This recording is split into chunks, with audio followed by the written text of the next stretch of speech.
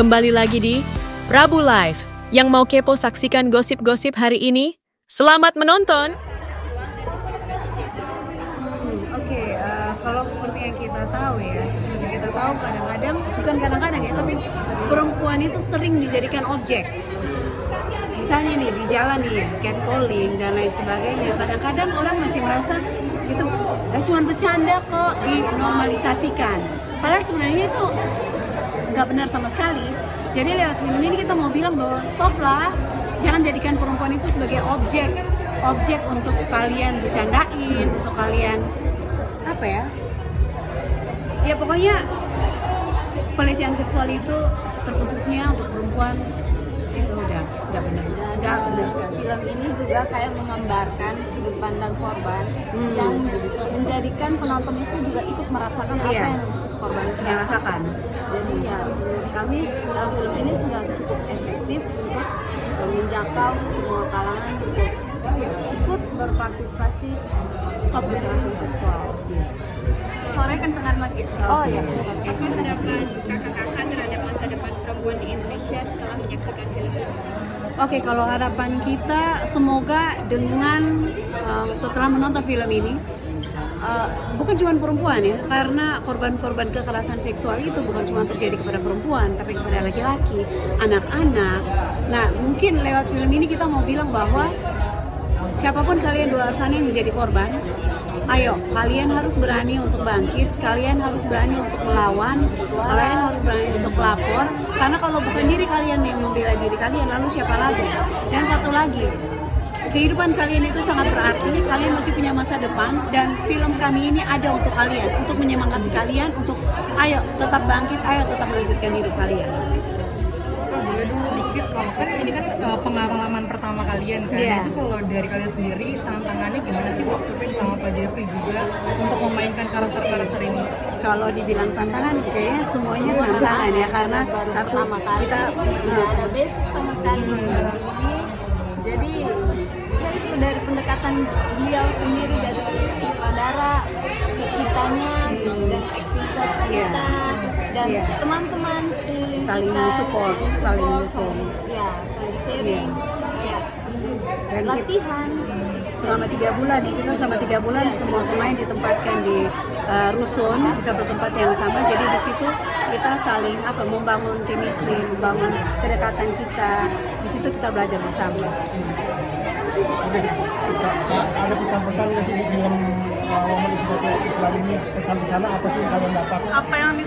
Pesan apa yang disampaikan dari film ini? Kalau pesan-pesan sini tentunya ya, namanya film kita ini tentang kekerasan seksual, pelecehan terhadap perempuan. Pesan-pesan yang ingin kita sampaikan bahwa stop melakukan kekerasan seksual, entah itu laki-laki, entah itu kepada laki-laki, kepada perempuan, karena efeknya, akibat yang ditimbulkan sangat tidak baik.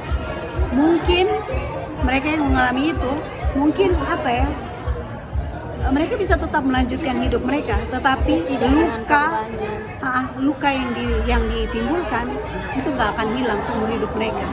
Kalian kan perempuan juga nih, pas lagi syutingnya mungkin kebawa emosi juga nggak sih? Terbawa, pastinya terbawa. Mungkin ada salah satu adegan apa yang membuat kalian paling berasa gitu kan? Kalau kebetulan ya, saya juga seorang ibu. Yang paling saya rasakan saat itu, mungkin kalau kakak-kakak udah menonton ya, saya nggak tahu udah menonton atau belum nih filmnya nih. Oh, Belum ya. Nah, ayo di spill nih. Pokoknya sebagai seorang ibu di film itu saya mengalami banyak sekali cobaan, dari satu masalah ke satu masalah, ke satu masalah. Udah dia nggak gila aja udah bersyukur. Jadi di film ini kayak mewakili seorang perempuan, seorang ibu, bahwa menjadi seorang perempuan itu adalah hal yang luar biasa. Perempuan itu pokoknya luar biasa. Dia sanggup untuk ngelakuin apapun untuk keluarganya, untuk anaknya, bahkan untuk mempertaruhkan nyawanya aja, dirinya aja dia sanggup. Ya. Dan film ini juga menggambarkan sosok korban yang berani bangkit untuk melawan pelaku itu. Itu sih. Berarti film ini juga mengajak perempuan di luar sana untuk lebih kuat. Iya, betul. Pastinya. Itu pesan yang ingin kami sampaikan, kalian tetap harus kuat menjalani hidup kalian dan harus tetap bangkit dan pastinya tetap bersuara. Tapi kalian pribadi pernah mengalami hal mungkin Ya, di jalan atau di mungkin kan. Kalau transportasi gitu. iya, kalau catcalling itu udah biasa ya, namanya catcalling itu mau entah di mana aja di lingkungan pekerjaan yang mungkin orang masih beranggapan akan cuma bercanda tanpa mereka memikirkan bahwa oke, kalau di saat orang yang mereka gituin mentalnya kuat mungkin dia nggak masalah, tapi kalau orang lain yang mentalnya nggak kuat itu mempengaruhi. Jadi kalau catcalling ya, tapi ya kalau sampai sejauh yang digambarkan di film, puji Tuhan sampai sekarang belum dan jangan sampai pernah terjadi. Tapi mewaspadai sebelum adanya penangkapan ini seperti apa sih masukannya? Iya itu, pertama satu sebagai perempuan ya, kalau saya bicara sebagai perempuan ya, bagaimana kita menghargai diri kita sendiri, bagaimana kita tahu menempatkan diri kita berada di mana. Meskipun ya terkadang ya namanya kita udah berusaha untuk menjaga diri kita sendiri aja juga masih ada orang yang seperti itu. Tapi ya itu kembali lagi berani untuk menjaga diri kita sendiri dulu. Dan ya itu kalau misalnya lagi di jalan terus tiba-tiba ngalamin hal itu kayak catcalling ya harus berani lawan. Ya jangan dibiarin, jangan diam. Harus berani melawan. Tapi banyak perempuan di luar sana kurang berani speak up. Nah itu dia, karena terkadang ada perempuan-perempuan yang udah mengalami menjadi korban ya, lalu dia mencoba untuk speak up, lalu ada orang-orang yang membuli. Nah itu yang akhirnya mungkin membuat orang-orang jadi aduh ngapain sih, buat apa sih kalau kita ngomong juga akhirnya kita dibully. Nah untuk orang-orang di luar sana ini juga satu pesan bahwa kalau emang nggak punya empati mending diam daripada kalian membuat apa yang orang alami itu sebagai satu bahan bercandaan, karena itu sangat nggak baik. Tapi banyak di masyarakat ini kan seperti kasus KDRT ya. Iya. Ada di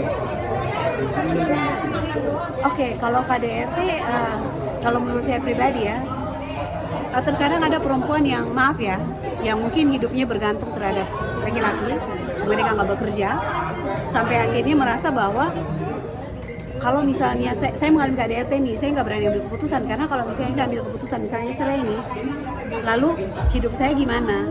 Siapa yang biaya hidup saya? Anak-anak saya gimana? Seharusnya hal-hal itu yang sebenarnya harus dihilangkan, karena satu, kayak saya bilang, hakikatnya perempuan itu dia lebih kuat dari laki-laki, karena perempuan itu dia sanggup melakukan pekerjaan apapun. Jadi kalau menurut saya, kalau misalnya kamu berumah tangga udah mengalami KDRT, berani ambil keputusan, karena kamu berhak untuk bahagia.